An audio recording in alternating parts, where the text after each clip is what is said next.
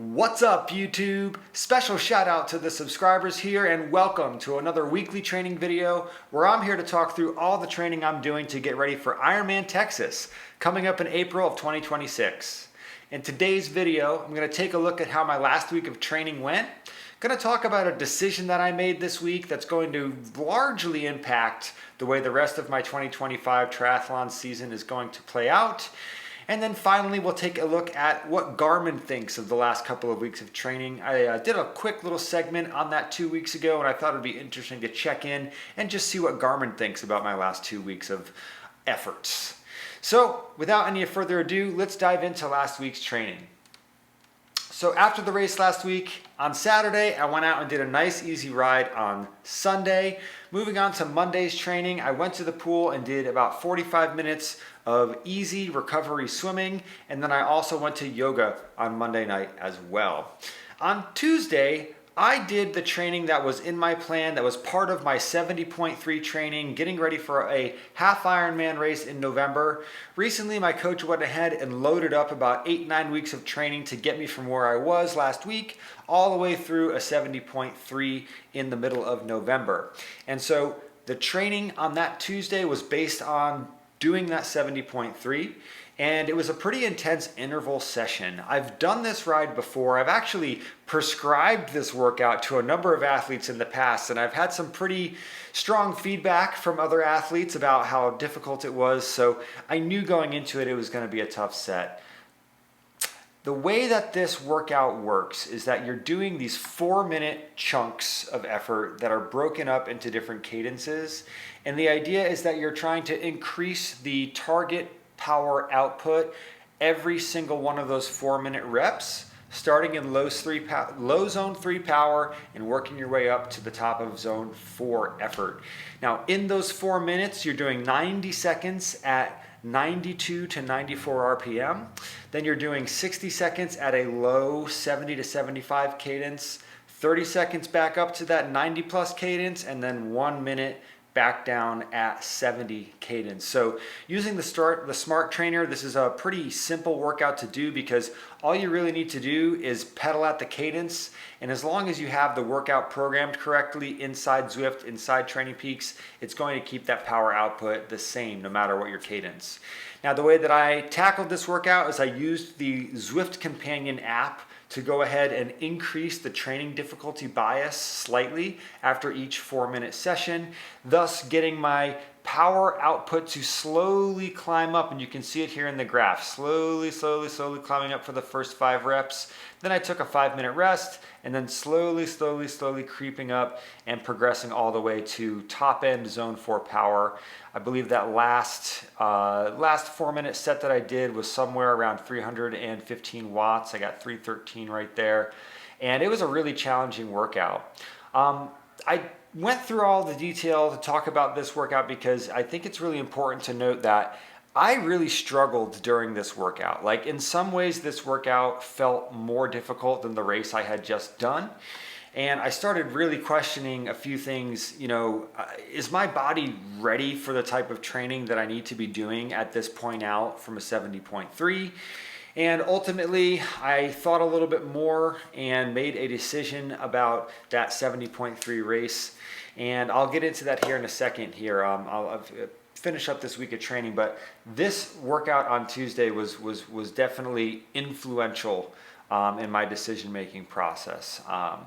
The run I did on Wednesday was supposed to be some 200-meter efforts, some sprint work, and I just knew I was not ready for it, and that continued to sort of tell myself, I don't know if I'm ready to be training for this 70.3 right now, just not really feeling ready after the last couple of weeks, getting ready for that sprint distance race.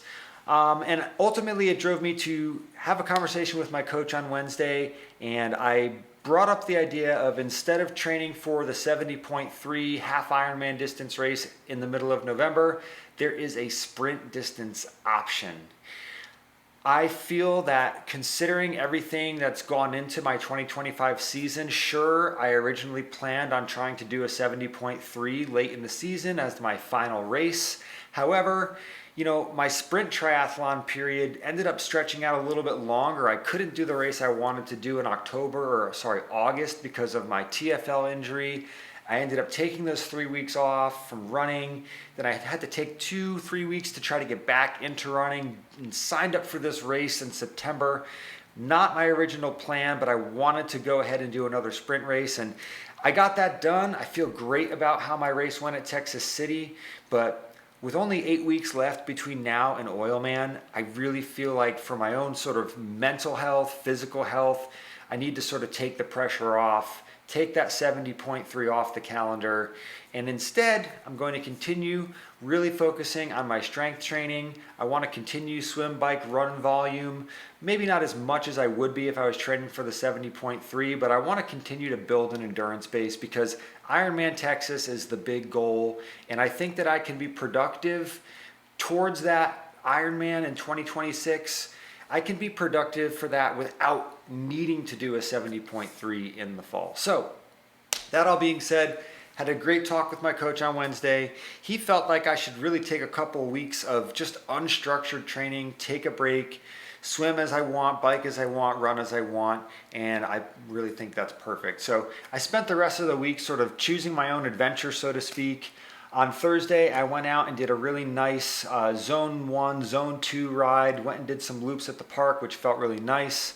On Friday, I did a very easy recovery run. I think my pace was closer to 10 minutes per mile. Yeah, so 10 minute per mile pace for 2.5 miles. Definitely taking it easy. My heart rate average is 127. That's like 30 BPM below my zone 2 range. So just trying to give my body a chance to recover from all of the racing and the prep for that race that I did. So also went out and did some hiking on Friday. On Saturday morning, I went out and did a nice, I don't want to say super easy paced run, but I really just let myself run by feel. I went and did about 6.5 miles. Just wanted to get out and enjoy the morning, enjoy the weather. And same thing to be said on my ride yesterday. Like I didn't go ride with the group. I woke up, I took my time, I rode from the house. I really just enjoyed the weather. And I gotta say, I really feel like choosing to change my focus from a 70.3 in a couple weeks to another sprint race in a couple weeks already has done a lot of good for my mentality and just the way that I feel, and I feel a lot less pressure. I mean, I'm not sure if it was obvious maybe in watching any of my previous videos here that I was putting a lot of pressure on myself to have this sort of pre-planned sort of amazing racing season where I did a full Ironman and 3 sprint races and a 70.3, and that's a lot.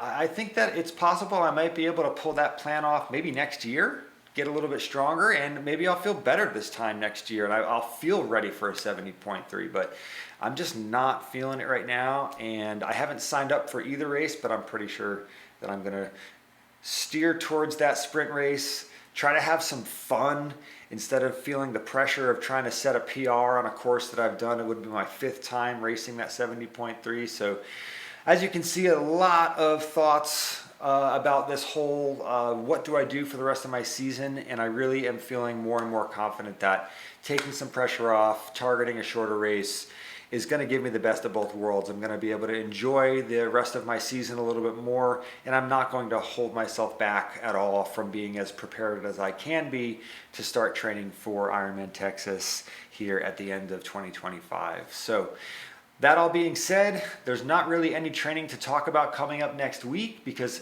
as I just mentioned, I'm kind of choosing my own adventure for a little while. My coach wants me to take a break from structured training, and I agree. So let's take a quick look at what Garmin thinks about my last 2 weeks, because I think it's kind of interesting. It's kind of funny. So you can really see a dramatic shift in my training load here. As it comes up, this was something I talked about 2 weeks ago when I talked about Garmin and how Garmin Connect is interpreting my effort here. I had just reached up a little bit higher than the recommended amount of training that Garmin provided for me. And what's interesting is you can see my optimal range shifted up to the right as a result of me pushing myself. And I then took the time to taper for the sprint race. Took a couple days really easy, so my training load shot back down. Then it shot right back up again on the day of the race. And then as I've slowly started to recover and recover and recover, over the time you can see that my training load is creeping down, and now we are below the optimal range. What can I say? I really don't plan my training around this Garmin Connect metric here about what the optimal amount of training is, but I just think it's interesting to take a look at just how much my training load has changed in the past couple of weeks. That also means that my, the breakdown of anaerobic, high aerobic, low aerobic, looks like it thinks I'm doing a little bit more high aerobic than I need to be doing, right about the right amount of low aerobic, and chronically I'm always short on anaerobic effort, so that's not really a surprise. Funny thing though, ever since Saturday, my Garmin training status has been telling me I'm peaking.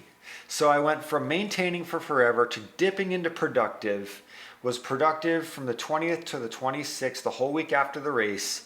And then I wake up to go do a nice easy run on Saturday and my training status is peaking. So I think that, I don't know really how to explain it, but Garmin is kind of crazy sometimes. So apparently I'm in a peaking training status right now, even though I'm just kind of taking it easy. I don't have anything to race or go try and peak for right now, but that's fine. So that is what Garmin thinks about what's going on. And I think that's just about everything. I did want to make one quick correction.